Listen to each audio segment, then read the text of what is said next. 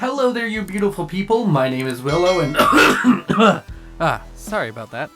And welcome to Supreme Commander Forged Alliance Forever, where today we're going to be looking at a 6v6 played on the map Adaptive Hilly Plateau. Team 1 in the top right, Team 2 in the bottom left. Let's go ahead and do our ceremonious shilling. Like, subscribe, dislike if you don't like it, that's fine. Even though you can't see it anymore, I can see it. You can make me feel bad. Go for it.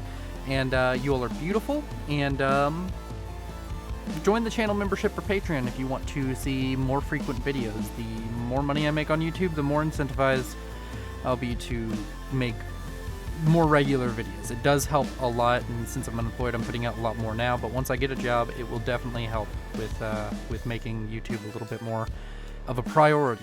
Now, with that out of the way, let's go ahead and start introducing our players. In the top right, we have in the rear guard air position, even though there's multiple people you could argue is this, we have a blue Cybran, best faction, rocking that spiky comm, going first land by the name of Rowan Morse YT. Moving on to his first ally to the west, we have a green Seraphim, going first land by the name of Healthy Core. Down to the south, we have ourselves a yellow Seraphim, Team 1 making bad decisions, with the name of Maverick going first land. Then to the east of him, we have a blue UEF going first land by the name of Portal.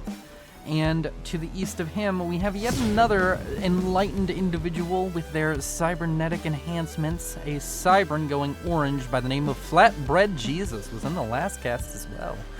Then that's all of Team 1. Let's go ahead and go to Team 2. Starting in the same position we started with Team 1, we have ourselves a...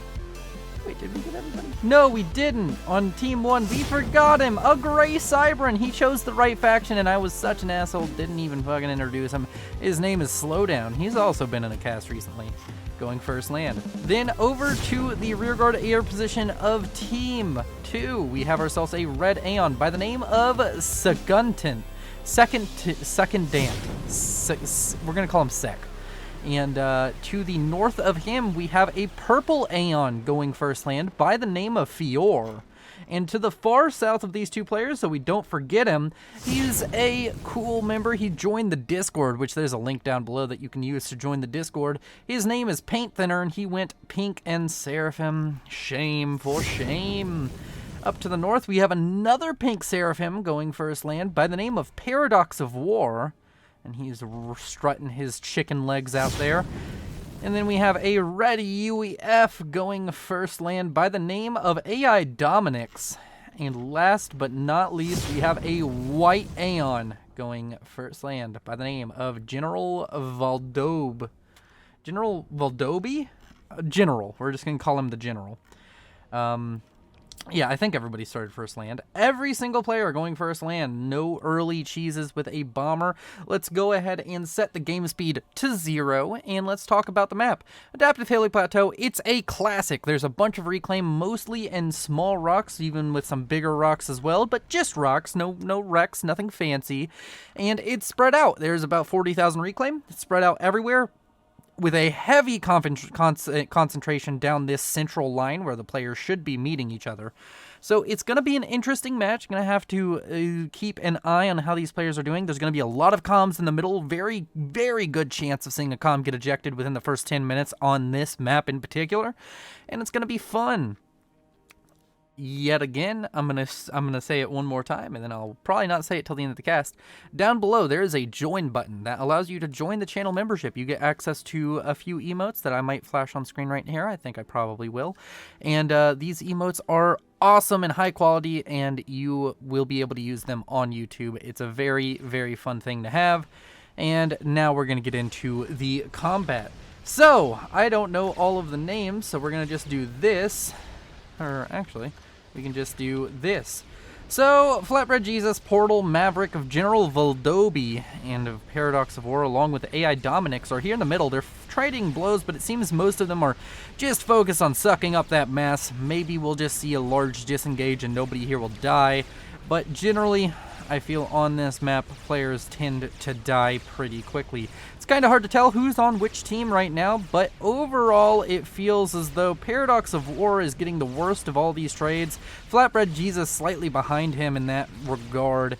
AI Dominic's Maverick, General Valdobi, and Portal doing very well for themselves. Maverick and Portal are going to gang up on the General for now, and on the southern side, Flatbread Jesus is getting ganged up on by Paradox of War and AI Dominic's. Overall, it seems that two comms are going to be forced out right now.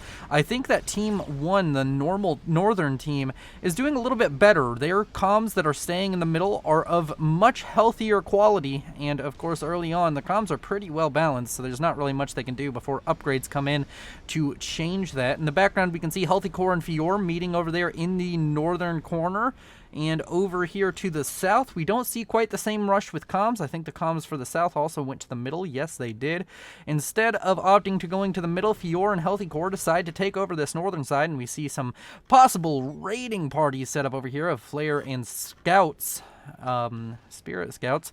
And overall, the early game rather uneventful. Now, one thing we can look at to tell who won the early game is Reclaim. Team 1 up by 1,000 Reclaim. Honestly negligible. That's going to be rectified very soon. So it seems both teams managed to get the same amount of reclaim, and oh my word, all of the rocks that are worth more than 5 mass scooped up in a matter of seconds by all those players. All of them on top of it, all of them probably manually reclaiming.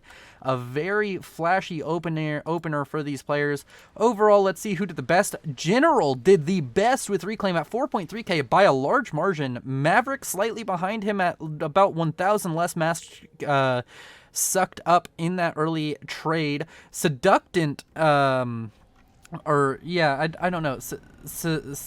Secundant managed to get a lot of reclaim himself, which is weird because he's in the back position. And Flatbread Jesus did pretty well himself. A lot of these players getting over 3k, and that's going to mean we're going to have some players with some boosted economies. We can already see that some of the front runners like Flatbread Jesus and, of course, Seductant with his reclaim already getting a lot of T2 mexes. And I'm sure General Valdobi has almost full T2 mexes at his core mexes, and he's getting another one right now. He's going to have a very, very strong economy for this early game, and it's going to be very quickly into those high levels of T1 units, or maybe we'll see a quick tech switch into T2 land or T2 air and see how that works out for these players. There's a bit of a run-by going on down here, some Mantis, but they're going to run into some stiff opposition with some Thumbs. Of course, Thumbs having to show up in 3-to-1 numbers to fight the ever-so perfectly designed Mantis Assault Bot. But overall, it's going to be a even trade between those units. A little bit of reclaim left here, but it does seem as though a Mass Extractor may have been slightly denied by that, so overall, just generally even trades going on. Paint Thinner over here to the east is starting to try and push back some of the units coming out from Slowdown, who was doing quite well for himself. He's been doing quite well for himself over here on this flank. He's managed to get a lot of units out. He's now bringing his comm forward. Flatbread Jesus still up here. He's still licking his wounds after that early game. Over here, Healthy Core now trying to deal with a few run-bys, but seemingly struggling with keeping himself spread out. But overall, he has way more units invested right now than his opponent. Range on the way now for Fior, and I don't know if speed's already been finished up. I wish I could. Okay, you know what? It's easier to do this because people are constantly spamming pings. He already has range, it just finished up, and he started speed. So speed now on the way for Fior. As far as other upgrades go, since we may have missed it, we can just zoom in and look at the comms. That comm is not upgrading. This comm's not upgrading. Are you getting an upgrade? Nope. So it seems most players not opting for an upgrade. Speed and range upgrade on the way for Paint Thinner, almost assuredly. That's how these higher level players do. They always go for the gun upgrade first, and later on they may spec into T2, but they really like to have that comm real beefy in the front line. T2 now on the way for Maverick. That's going to be a little bit of a digression from what I was just saying, but you can go with either. I just noticed that there's a tinge. Like at the very low rated, it's almost always T2. The higher you go, the more often they're going to get gun instead of T2. Overall, the map, if we just go ahead and look at any player's perspective, it's split right down the middle, pretty much. Maybe, nope, pretty much right down the middle. These teams very evenly footed so far. Of course, we're only 7 minutes in, so it'd be surprising if somebody had a massive territorial advantage, but it wouldn't be unheard of. So these players going to continue to eco up and get their stuff going. Not really much fighting going on as of the moment.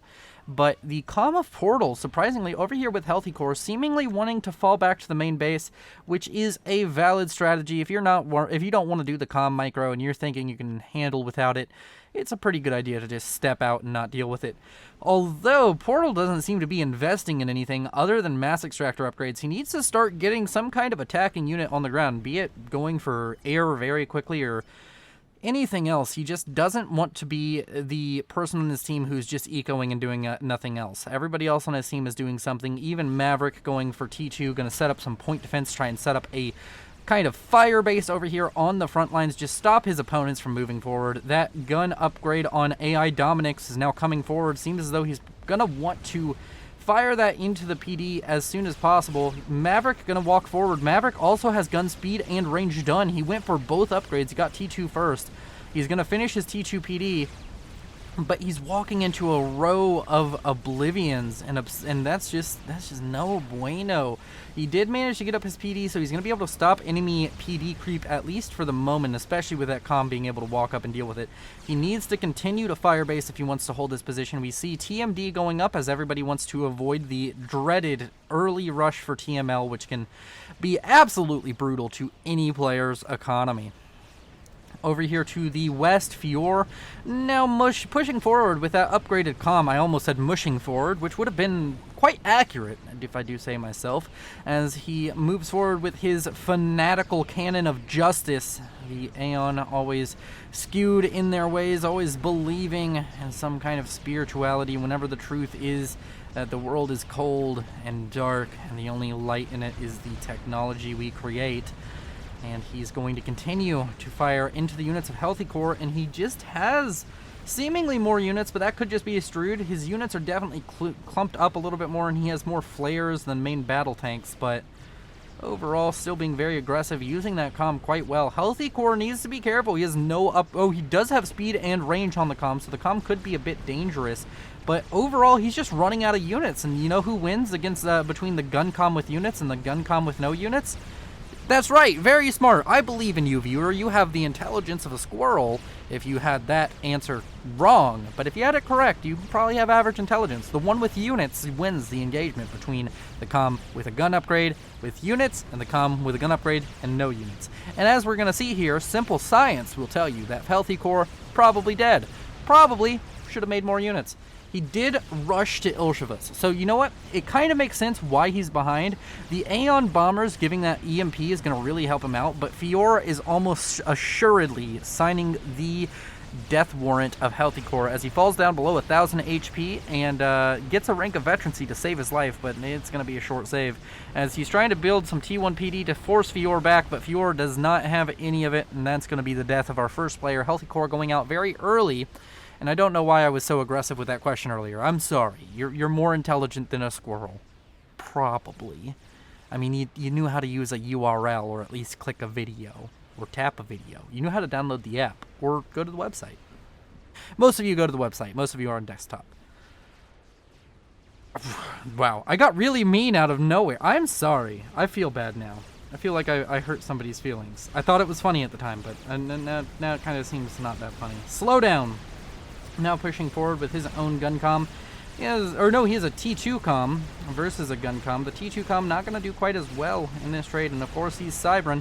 So that does mean, unfortunately, due to our great planning, we have very, very many upgrades, but unfortunately we couldn't just fit the gun onto the other arm. It had to go on the same arm with T2. So we do see it as we do know it's a shortcoming, but overall it's not that major, and we can handle it. We don't need a gun Calm with T2 because we're just better. So that's how that goes. Fior now under a lot of threat. He has a bunch of T1 bombers and a whaler gunship now on his Calm. So we might see Fior pay for his he exacted his pound of flesh upon Healthy Core, and now it seems as though Rowan Morse YouTube is going to enact his own pound of flesh as the T1 bombers come in. and the Whaler does its job. Fior goes down, and our second ejection, leaving this northern side quite exposed, and it is full share, so all of this base is probably going to go to the air player, and yes, it does indeed. And now we have a situation where Rowan Morse and Secundant are going to be in a situation where they have to duke it out on this northern side as well as manage air. Let's see who can manage this a little bit better. Worth noting, Rowan Morse 200 rating points ahead of Secundant at 1800 versus 1600. Here in the middle, we have double fire basing going on. Portal also has a drone upgrade on his commander, and he's going to be trying to help the fire base of Maverick as he tries to set up his own shields. Maverick was in a power stall there, which probably did not help his case whatsoever, and we also have some Vipers coming out from Flatbread Jesus. Team 1 working very well together. Not really. Nobody. These players are working together. They're not just sitting here alone. They're trying to help each other out. The only really lone wolf on Team 1 who's not working with his teammates right now is Slowdown, but Slowdown's doing well in his own right, and he's able to match Paint Thinner, and there's not a lot of outside influence going on down here to the southern side. These players haven't drawn the ire of the air players or anything like that as of this current moment. And Rowan has airlocked Team 2. He has his ASF just right here outside the T3 air factory of Secundant, and just absolutely making sure that his Whalers over here on the northern side, along with some of the Ilshvas that he inherited, are able to do whatever they want, unfettered, unharassed by the enemy air or land units. Whaler racking up 19 kills and 1 rank of veterancy, 6 health a second. Doesn't seem like much, but it eventually adds up to a full health Whaler, and the more he kills, the more likely he's going to get another rank of veterancy on this, and it just seems as though everything in its path is going to die. There are some Corona T3 ASF coming out onto the field. Kind of awkward to call the Corona by name nowadays, but you know, is what it is, and it's going to be able to do a decent little bit. He's going to be able to take down these T1AA that are trying to be spammed up by Secundant. And he's also going to kill off the engineers. And overall, the Whaler continuing to do its good work, but falls to the ground. Unfortunate. We cannot design anything to be fail-proof, and you throw enough bullets at our glorious Cybran units, and they will indeed fall like any other. The only difference is our units do more before they do. Over here, Strap Bomber out from Rowan Morse YouTube. He hasn't killed anything with it yet, so we'll go ahead and track it. This is the first Strap Bomber of the game. Let's go ahead and get some cinematic views. A Corona comes by, tries to kill him off. That fucking plague of the Aeon showing up with its horrid visage and just trying to use its slow damage over time to kill off the mighty Revenant. And as the Revenant goes forward to enact its pain across the map, we're going to have to see exactly how much damage can be achieved with this unit.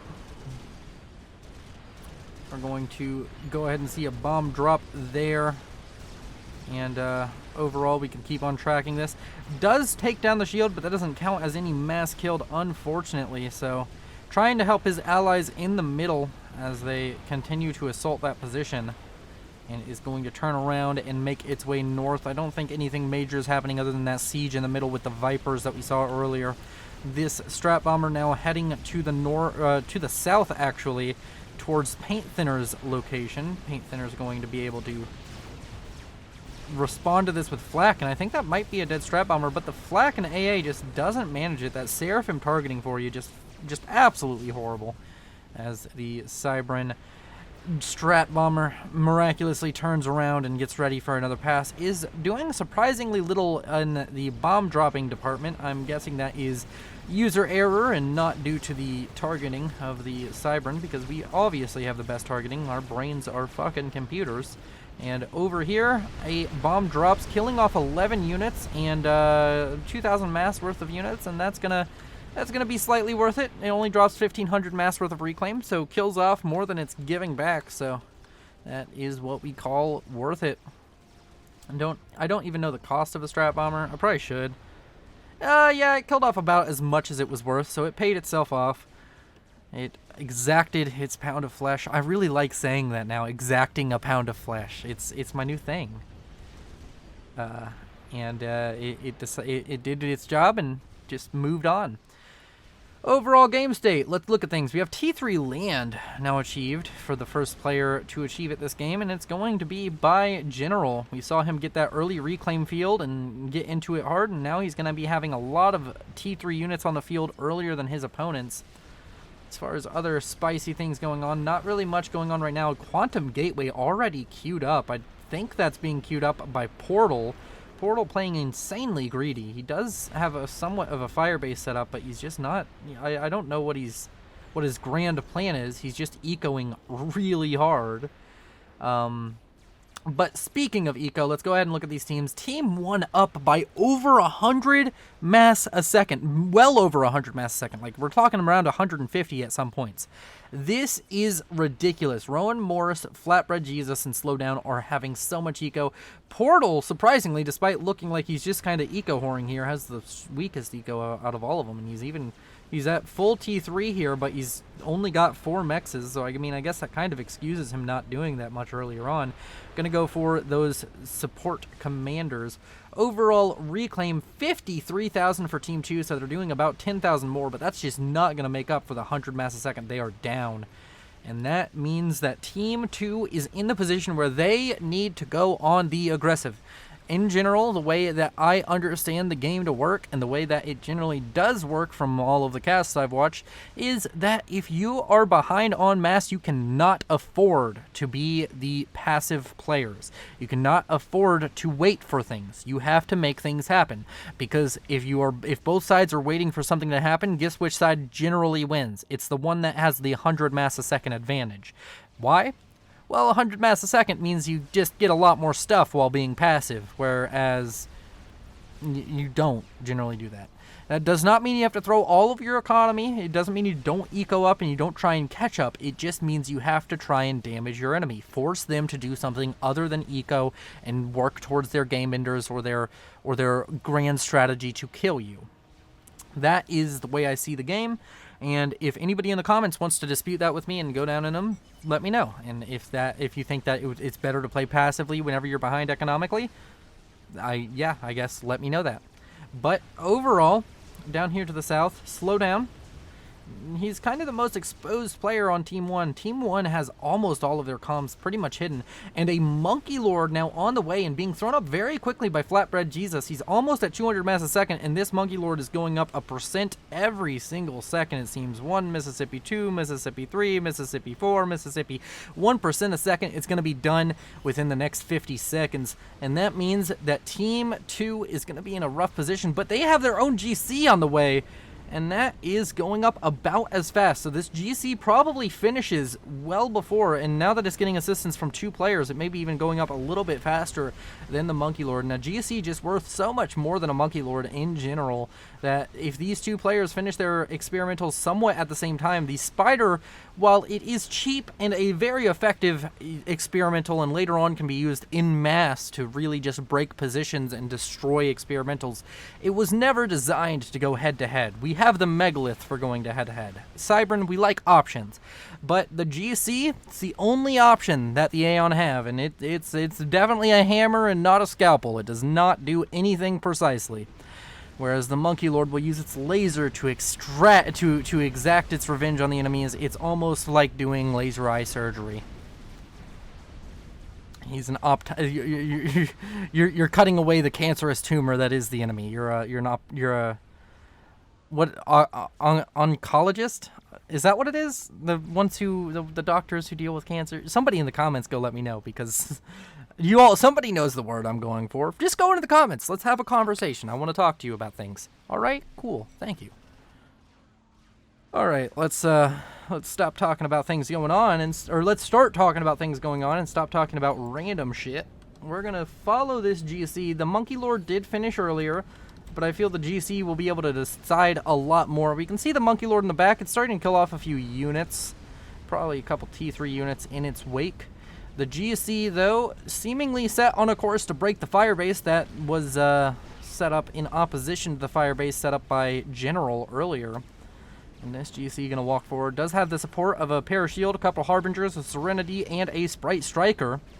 On the other side, the Monkey Lord seemingly only supported by a couple of Deceivers, which are kind of redundant since it has a stealth field. You don't really need Deceivers near your Monkey Lord. It doesn't do anything. Banger Flak Artillery gonna show up. Worried about gunships, but he does have a teammate with pretty good air control. The GC moves to intercept the Monkey Lord. And let's stop tracking as we can get ourselves... Ooh, I hit the wrong button. And get ourselves a beautiful view of these two majestic units going head to head. Unfortunately, I feel as though the outcome of this is pretty well decided. The Monkey Lord's going to lose, just does not have the HP, but it's going to leave that GC in a very poor state as Harbingers fire into it. And that's going to be the first of the experimentals to follow this game. Does leave a juicy mass dump right on the front lines, and already you can see like maggots to a corpse. These Harbingers and UEF engineers come over to steal the rightful mass of Flatbread Jesus from his Monkey Lord wreck. The GC now lowered to a health point total that is, relatively speaking, going to be easy to deal with. If you have enough gunships, you can definitely deal with it, and of course fire basing could be used here.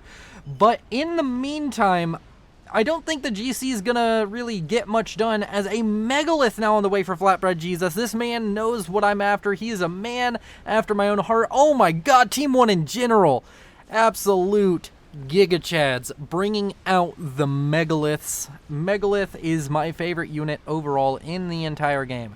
I love the design of the Megalith. I think it's one of the most unique designed units in almost any game. You don't generally see large walkers with 4 legs, and much less large walkers with 4 legs and battleship cannons, along with just the cute look of it. Look, it's so cute. And also, of course, the great ability to lay eggs. You can even reclaim other experimentals. We're going to have 2 Megaliths on this flank very, very soon. This could be a breaking point. Team 2 needs a response. They're building chickens, and that is a good response. And overall, Chicken, Fatboy, and GC versus double Megalith. I think the GC is going to be a non-factor, though. I think it dies before it even gets in range to shoot one of the Megaliths, especially if it runs away. But that is going to be the GC down to 27,000 HP. These experimentals for Team 2 have to be coordinated quite well. The Whaler gunship's going to come out, going to start trying to put some damage down onto the GC, but the Megalith is already right behind it, and it's not like it's going to outrun it. A Megalith takes it down, gaining getting halfway towards its first rank of veterancy. These 2 Megaliths going to have to work together with each other. But if they can manage it, it will be a amazing, spectacular show of carnage, because these 2 Megaliths can fight any experimental. They can even just chase down a Fatboy. 1 Megalith can chase down a Fatboy. I think it's one of the only experimentals in the game able of just chasing it down if it runs in the direct opposite direction and you're on flat ground. I'm pretty sure the Megalith can catch up and kill the Fatboy. It is definitely faster than the Fatboy, as all experimentals except for the Scathis are. Fun fact, Scathis, while the Cybern designed it to not really chase things, is the only unit that cannot chase any of the comms. It's the only unit slower than the commanders in the entire game. Megaliths now coming within range of the chicken. Gonna have to see if this can be microed well enough. Seems as though the Megalith of Flatbread Jesus really wants to be able to deal with this Fatboy. And that could be a very, very good strategy, but it seems as though turning now going to help the second Megalith. I think it could have just gone for the Fatboy, and it could turn around right now and still just go for the Fatboy, because the chicken down here is not going to kill the Megalith. You would have to get right up on top of the Megalith and make it have to turn around. And even then, it really doesn't work as long as you just give an attack move on the chicken for the Megalith. So overall, I think killing off the Fatboy may be the better play, but overall, you can also just see Megaliths doing their dirty work and ridding this world of another abomination of the Seraphim. These double megaliths gonna continue to wreak havoc on the southern side. And yet again, in a show of Cybran supremacy, we have a brick push onto this fire base built up by paint thinner. These bricks gonna be doing quite well for themselves as they push in and start to kill off these structures. They're gonna kill off that shield generator. I'm sure it'll be targeted down. The megalith also gonna show up and try and help out a little bit. The first megalith, the blue megalith, down quite a little bit of health. It seems this megalith is doing the trick. It's currently reclaiming that GC. Now, the only issue with this is it's not firing back, and that is a rather significant issue. Do we see any more experimentals coming out from Team 1? Do we see another megalith on the way? We do see another megalith on the way, this time for Flatbread Jesus. It seems everybody's building anti-nukes. Was a nuke spotted? That is a good question.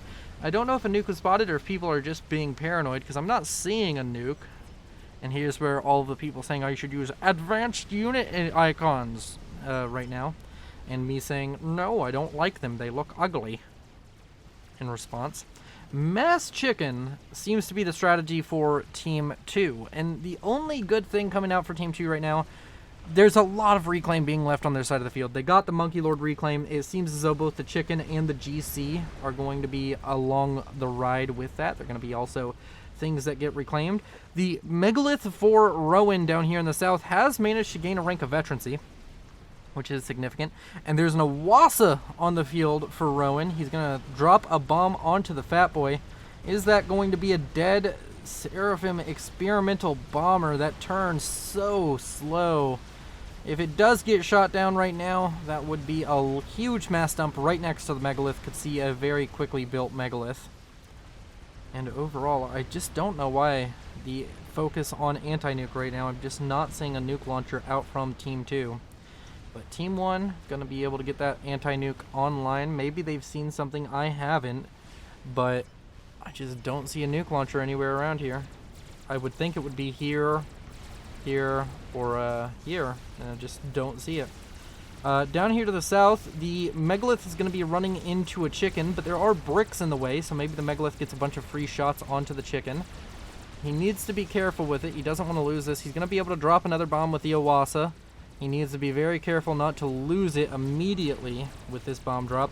And the bomb is possibly, it's not going to kill off any of the bricks or any of his allies' units, but is going to be an issue. A bunch of mercies now down here to the south, going to be putting threat onto that megalith. The megalith's going to start firing into the chicken, and it's going to be doing significant damage. This cliff not even protecting the chicken. You'd think that cliff would protect a chicken. It's like a giant kind of hill thing, but it's not able to do it. The mercies are going to come in. Is it going to be enough damage from these mercies to deal with it? Is the chicken or the megalith going to survive?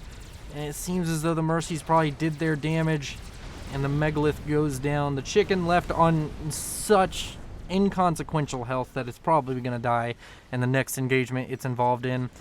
Chickens, GCs, experimentals galore being spammed up on the field. We have GCs, chickens, megaliths. We had one monkey. We probably won't see very many more of those, but still.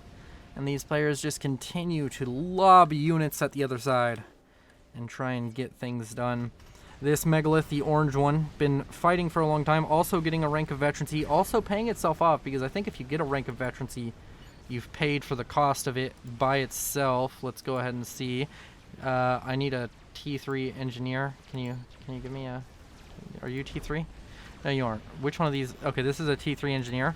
Cost of a megalith, 37,000. So that megalith hadn't paid itself off, and it still hasn't. So, man, that investment not doing quite so well. I don't know if the one from Rowan did, but overall, these experimentals really working their stuff, really trying to get everything they can out of them. There's Gunther's now set up on the front line. This megalith seemingly abandoned, but seemingly also has stuff working on it. I think that the stop of experimental production from Flatbread Jesus and Rowan, well, Rowan going for air experimentals, isn't necessarily the best play here. The Awasa seemingly died somewhere. I don't even necessarily know where it died, but it did die somewhere. Maybe even already reclaimed. Let's just look around. There's that. Anything on this northern side? No, not really. Yeah, there's just not really all that much in terms of a Wasa Rex, so either that was killed and already reclaimed, or he control K'd it and reclaimed it in his base to build the second one. There is a chicken down here on the southern side just firing away.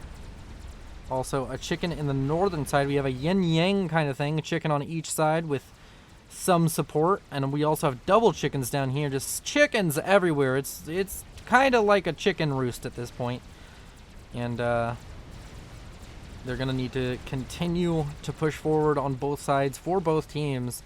The southern team, I know I haven't spoken very much about them. It's been a very much so the narrative wise in this cast, I've made it very much so about the northern team, but the southern team are doing very good things, and the experimental spam is going kind of crazy for this team. They have so many experimentals they're using.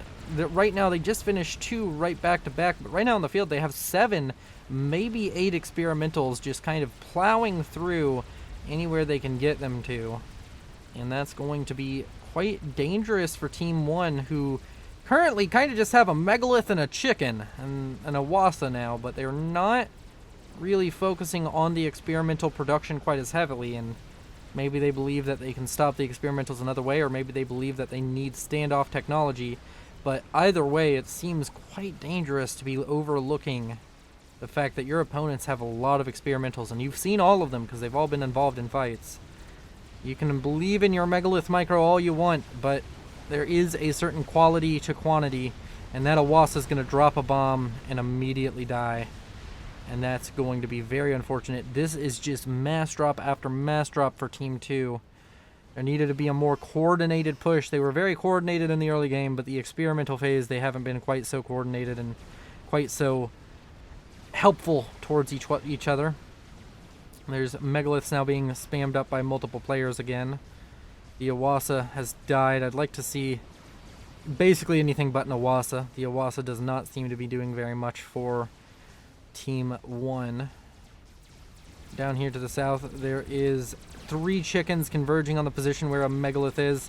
Another Megalith is going to be coming up to reinforce, but there's now 4 chickens on the way, and this Megalith is going to have a heroic last stand.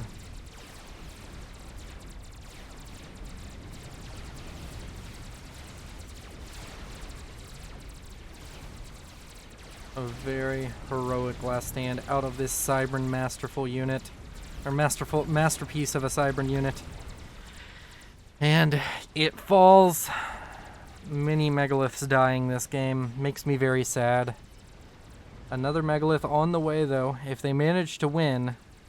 But everybody's mass donating, as Rowan Moore said.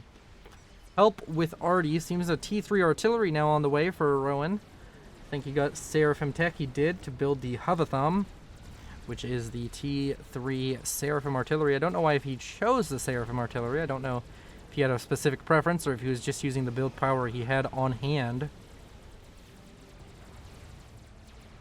But right now, we're looking at a situation where these players need to come up with a very, very prompt decision making has to be made. Because, yeah, there's too many chickens, believe it or not. The Megalith is going to be taking down chickens, but I don't know if it's going to take down enough. You can see a chicken in the background sieging a fire base. Relatively successfully at that.